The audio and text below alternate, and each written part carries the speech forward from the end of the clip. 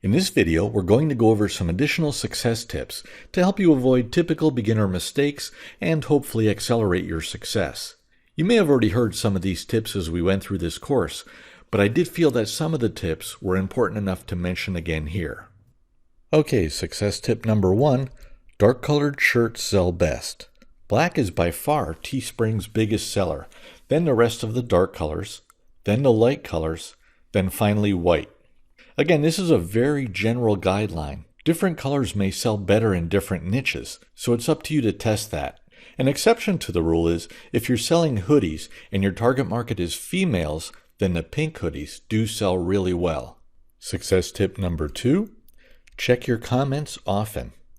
These are the comments on your fan page. Delete any negative comments quickly because they can kill your sales. Don't defend yourself or get into a confrontation with anyone, just delete the comment. The person who left the comment and their friends will still see it, but other potential customers won't. Also, interact with the positive comments on your page. If they say they love your shirt, then like their comment. Maybe join in the conversation if you can. Answer any questions that you see. Sometimes they'll ask about shirt colors, sizes, delivery, if you sell hoodies, or even how to buy the shirt. Interacting with these people will bring extra sales. Success tip number 3, never assume that you know what your market wants. They will surprise you more than you can imagine. Don't just give them what you think they want. Make some educated guesses and test as much as you can. Test colors, styles, slogans, designs, everything you can. And when you find something that works, go ahead and scale it up. Which leads me to my next tip. Success tip number 4, scale up like a madman. Now, I know I said in a previous lesson to scale up slowly, but that's when you're working with Facebook ad spend and you're a beginner. Just scale up $10 at a time or $10 or $15 a day. After you gain a little experience and learn more about return on investment or ROI, then you could scale up much more. Also, when I talk about scaling, I'm not just talking about increasing ad spend. I mean like when you find a winning design or a slogan in one niche, scale it up to as many niches as you can.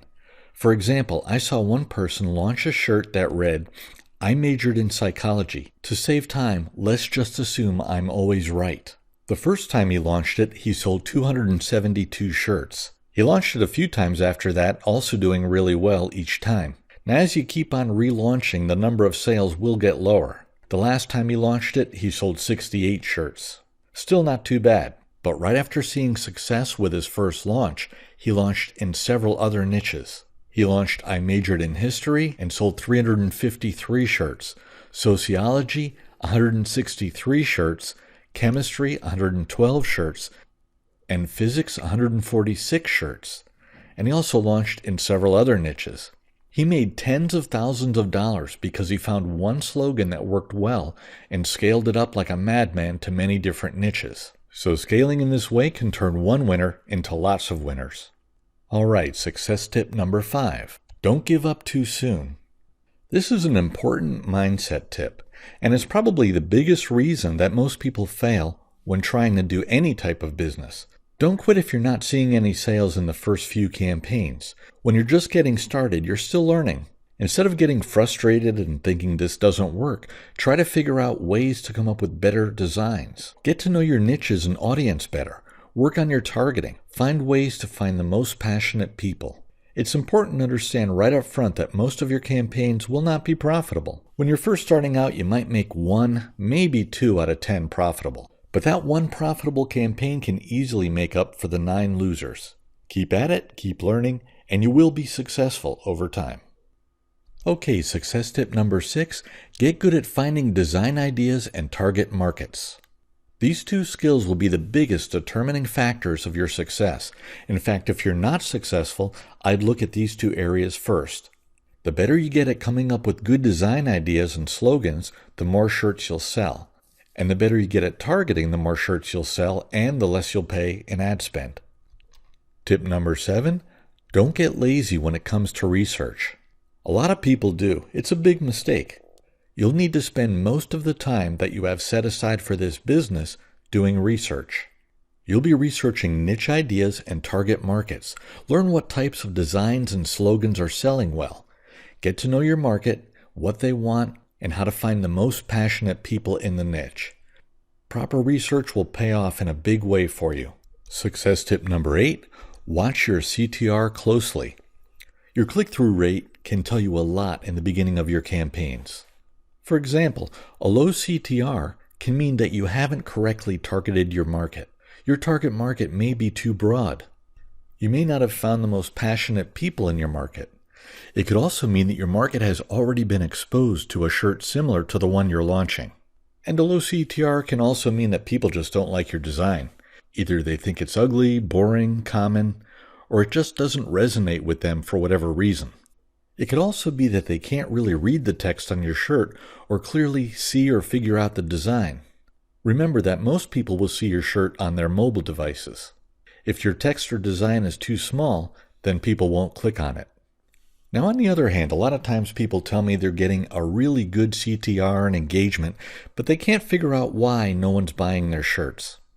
A good CTR and good engagement with no sales could mean that people think your shirt is really funny or cool. They click the ad, comment, and share it like crazy, but it's not something that they would actually wear or pay money for.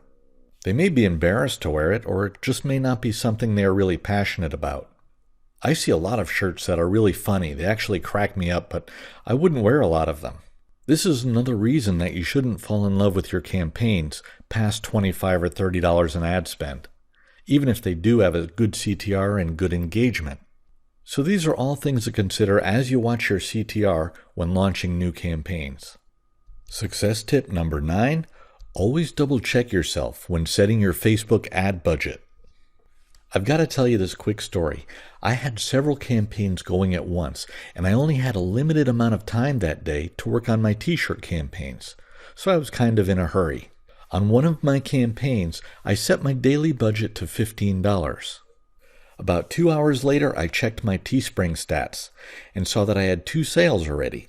I was pretty happy about that. My ad had only been up for a couple of hours, and I got 2 sales already. So I checked my Facebook page with my ad on it, and I saw a whole bunch of likes, shares, and comments. I was wondering what the heck was going on. Did I really hit a home run this time? So next I went to Facebook to check my ads, and lo and behold, instead of setting my budget at $15 per day, I somehow missed the decimal point and set it at $1,500 per day. Facebook burned through $175 in 2 hours. It would have been okay if I had sold 30 or 40 shirts, but I only sold 2. I was so mad I just ended up turning off the campaign right then. I'm just glad I didn't set it at night, then go to bed right after that. Maybe Facebook would have reimbursed me for the error, but since it was my fault, maybe not. And then guess what? About a week later, I felt like a real idiot because I did the same thing again. But at least this time I caught it about 10 minutes later, so I wasn't really out any money the second time. Since then I put a sticky note up on my computer that says, double check your ad budget. So I just thought I should tell you about this so you don't make the same costly mistake. Okay, success tip number 10. Get motivated and get started. Go look at other successful t-shirt campaigns the way I showed you in step 1.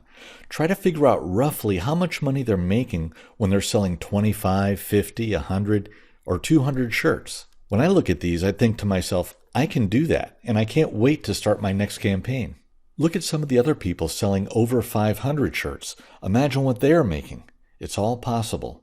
It just depends on how much time you're willing to spend learning and launching campaigns. You can launch campaigns once in a while when you want some extra money. You can do it part-time like I do, or you can go all in and do it full-time. You just need to get started. Okay, so there you have it. Now you know what you need to know to go out and make some really good money in the affiliate t-shirt business. So go start some campaigns, have some fun, and make some money. And be sure to watch the next video.